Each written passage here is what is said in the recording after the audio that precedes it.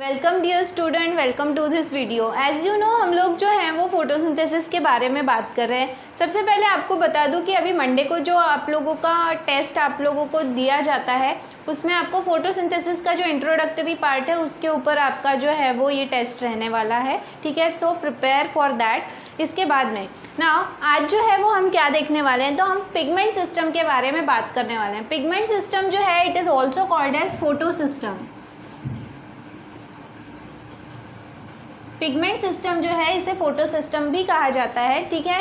अब इसमें सबसे पहले हम एक्शन स्पेक्ट्रम के बारे में बात करते हैं। एक्शन स्पेक्ट्रम जो है ये देखा गया या ऑब्जर्व किया गया कि प्लांट जो है वो विजिबल लाइट में से, जैसे कि हमने जो है वो हमारे लास्ट वीडियो में डिस्कस किया था कि विजिबल लाइट में जो है या विजिबल स्पेक्ट्रम में जो है वो स्टार्ट होता है फ्रॉम 390 नैनोमीटर और ख़त्म होता है एट 760 नैनोमीटर। मतलब इतना जो रेंज ऑफ वेवलेंथ है लाइट का, इसे विजिबल लाइट या फिर विजिबल स्पेक्ट्रम कहते हैं। इस पर्टिकुलर लाइट के रेंज में जो है वो क्या सारा का सारा लाइट जो है वो इक्वल प्रोपोर्शन में प्लांट जो है वो फोटोसिंथेसिस के लिए यूज़ करता है या नहीं, ये चेक करने के लिए जो है वो एब्जॉर्प्शन स्पेक्ट्रम जो है वो चेक किया गया। मतलब प्लांट जो है उन्हें सारे वेवलेंथ फ्रॉम 390 टू 760 नैनोमीटर सारे वेवलेंथ के लाइट जो हैं वो क्या कर दिए गए उनके ऊपर, मतलब एब्जॉर्ब करने के लिए उनके ऊपर एक्सपोज किए।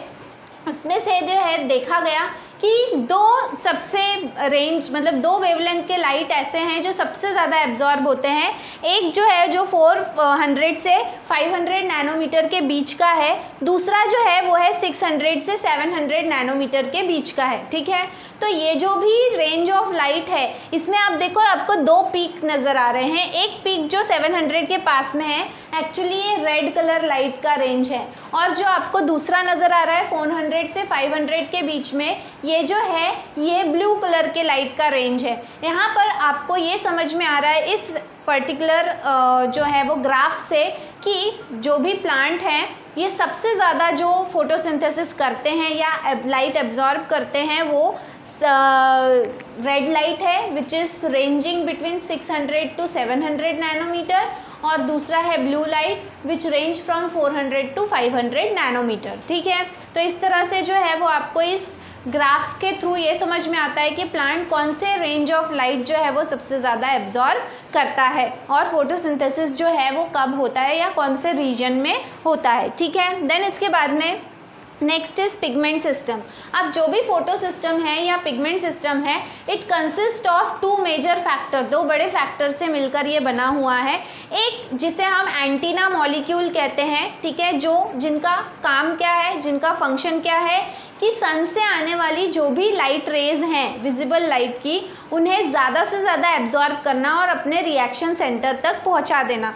तो जो भी ये वेवलेंथ ऑफ लाइट एब्जॉर्ब करते हैं एंटीना मॉलिक्यूल्स, ये एंटीना मॉलिक्यूल्स को क्या कहा गया है, LHS, मतलब लाइट हार्वेस्टिंग कॉम्प्लेक्स, ठीक है, या लाइट हार्वेस्टिंग सिस्टम। ये लाइट हार्वेस्टिंग सिस्टम जो है it is made up of 200 molecules of chlorophyll A, छोड़ के किसको, जो रिएक्शन सेंटर है उसको छोड़कर, then few chlorophyll B molecules, then and 50 carotenoid molecules. तो इस तरह से जो है ये वो सिस्टम बनता है। देखो मैंने आपको जो है वो लास्ट वीडियो में बताया था कि इस तरह से जो है ये एंटीना मॉलिक्यूल्स होते हैं।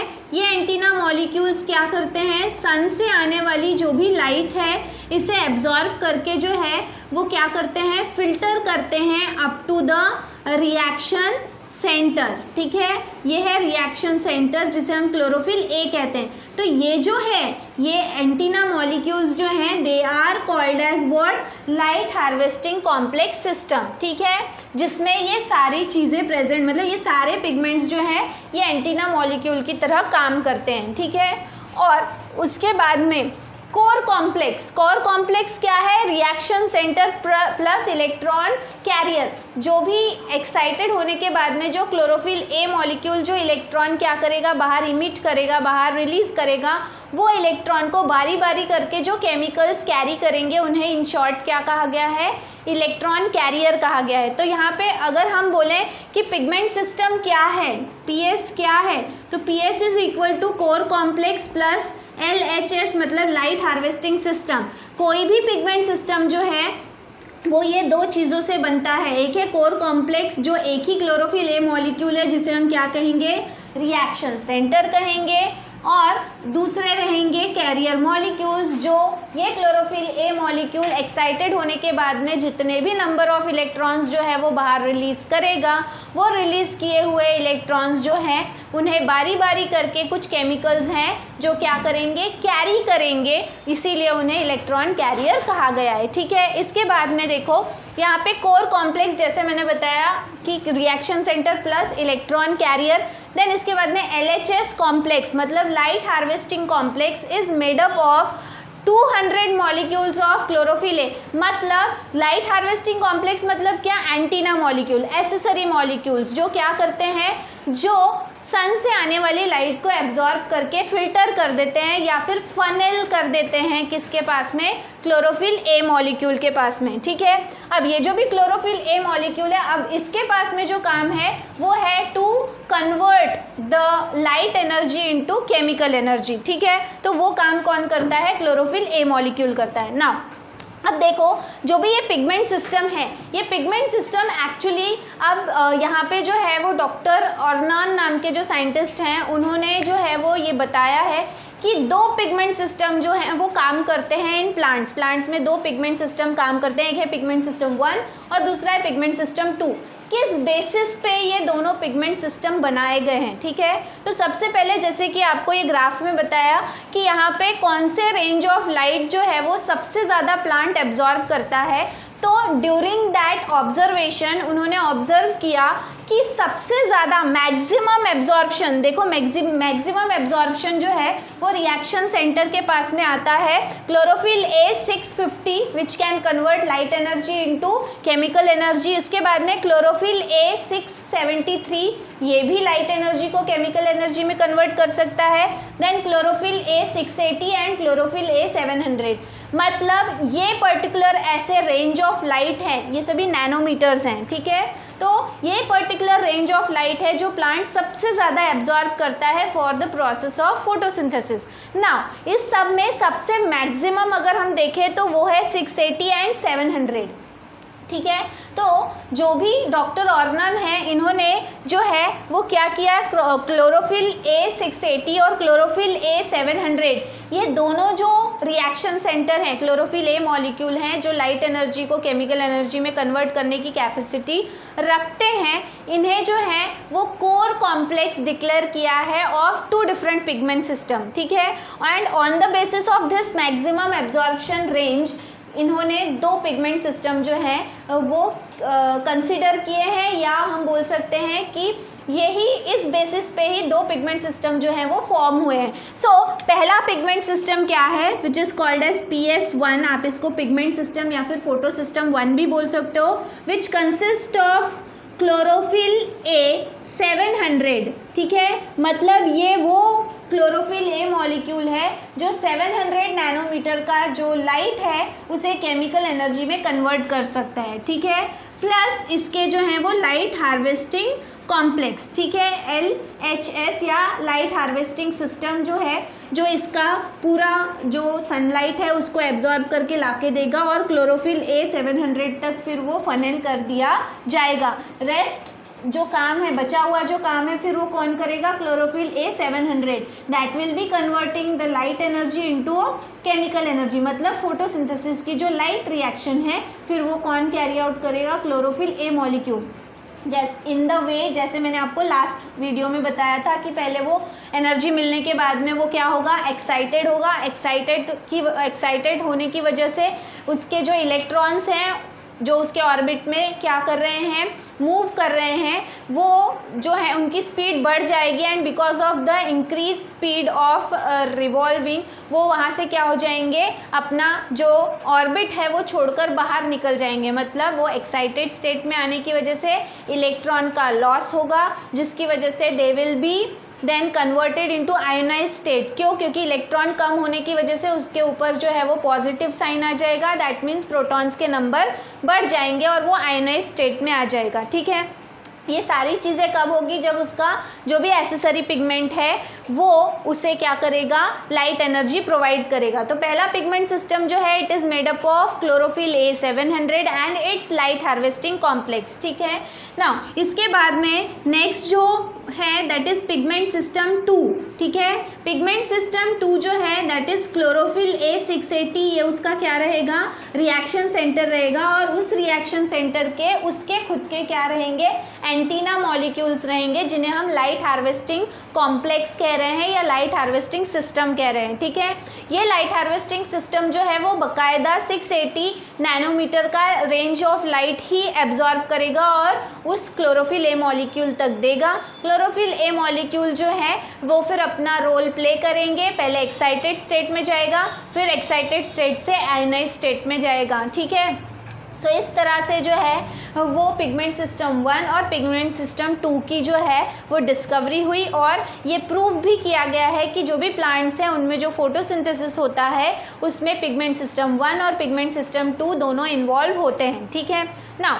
अब यहाँ पर जो है ये पूरी प्रोसेस के दौरान एक चीज़ होती है, एक क्या बोल सकते हैं हम कि एक ऐसा प्रोसेस होता है कि जिसमें इलेक्ट्रॉन क्या हो रहा है, बाहर रिलीज़ हो रहा है। जैसे मैंने बताया कि जो भी क्लोरोफिल ए मॉलिक्यूल है जब तक के उसके पास में कोई भी लाइट एनर्जी नहीं है, at that point of time it is in ground state, वो उस समय पे ग्राउंड स्टेट में। As soon as the antenna molecule gather और कलेक्ट और absorb the light energy coming from the sun और उसे फिर वो फनल कर देते हैं to the reaction centre, the reaction centre becomes excited, ठीक है।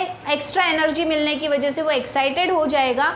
एक्साइटेड होने की वजह से it emits out some of the electron, कुछ नंबर ऑफ इलेक्ट्रॉन्स वो बाहर इमिट करेगा, जिसकी वजह से उसके ऊपर उतने ही नंबर ऑफ पॉजिटिव साइन तैयार हो जाएंगे जितने इलेक्ट्रॉन्स उसने रिलीज़ किए हैं, मतलब पॉजिटिव आयन उस पर जो है वो फॉर्म हो जाएंगे। So that will be converted into now from excited state to ionize state, ठीक है। तो ये जो भी आयोनाइज स्टेट है इसमें ये मॉलिक्यूल कितने समय तक रह सकता है, ये हमने लास्ट वीडियो में भी डिस्कस किया, वो सिर्फ 10⁻⁹ सेकेंड तक ही इस स्टेट में रह सकता है, ठीक है। अब क्या होगा, देखो यहाँ पर जो भी ये इलेक्ट्रॉन इमिट हुआ है वो क्या होगा, कि यहाँ पे देखो बताया है कि core complex is made up of reaction centre and carrier molecule. तो वो जो भी कैरियर मॉलिक्यूल्स हैं वो उस इमिटेड इलेक्ट्रॉन को बाहर कहीं पर भी घूमने नहीं देंगे, वन बाय वन करके अलग अलग केमिकल्स जो हैं वो उस इलेक्ट्रॉन को बारी बारी से कैरी करेंगे, ठीक है। इसीलिए उन्हें इलेक्ट्रॉन कैरियर कहा है या फिर कैरियर मॉलिक्यूल्स कहा है, ठीक है। सो जो भी ये क्लोरोफिल ए मॉलिक्यूल के पास से जितने भी इलेक्ट्रॉन्स रिलीज हो रहे हैं now they are carried by different carrier molecules. अब ये कैरियर मॉलिक्यूल्स जो हैं वो इस इलेक्ट्रॉन को कैरी करते करते सेम उसी क्लोरोफिल ए मॉलिक्यूल तक वापस पहुंचाते हैं या नहीं, मतलब जो इलेक्ट्रॉन क्लोरोफिल ए मॉलिक्यूल से निकला हुआ है वो घूम फिर कर उसी क्लोरोफिल ए मॉलिक्यूल के पास में लौट कर आएगा या नहीं आएगा, ठीक है। On the basis of that the light reaction is of 2 types, ठीक है, क्योंकि पहली स्टेप फोटोसिंथेसिस की है लाइट रिएक्शन, और light reaction based on the electron molecule whether it comes back to the same chlorophyll A molecule और not. अगर वो घूमकर उसी क्लोरोफिल ए मॉलिक्यूल के पास में वो इलेक्ट्रॉन लौट कर आता है दैट मीन्स वो साइक्लिक फॉर्म है, घूम फिर कर वो साइक्लिक जहाँ से निकला वहीं पर वापस आएगा, और दूसरा जहाँ से वो निकला है वो वहाँ पर जो है वो वापस लौट के नहीं आएगा, ठीक है। 2 कारण हो सकते हैं, एक आ सकता है और एक नहीं आ सकता। अगर वो वापस लौट कर आ रहा है that means it is the cyclic type of light reaction, वो हम फोटोफॉस्फोराइलेशन है वो अभी बताऊंगी। और दूसरा है नॉन साइक्लिक, मतलब वो इलेक्ट्रॉन कभी भी it never comes back to the same chlorophyll A molecule. और ये भी सजेस्ट किया है किन्होंने, डॉक्टर अर्नॉन ने, कि ऑन द बेसिस कि जो भी इलेक्ट्रॉन इमिट हुआ है वो वहाँ पर लौट कर आएगा नहीं आएगा, on the basis of that जो भी लाइट रिएक्शन है ये या तो साइक्लिक फॉर्म में रहेगी या फिर नॉन साइक्लिक फॉर्म में रहेगी, ठीक है।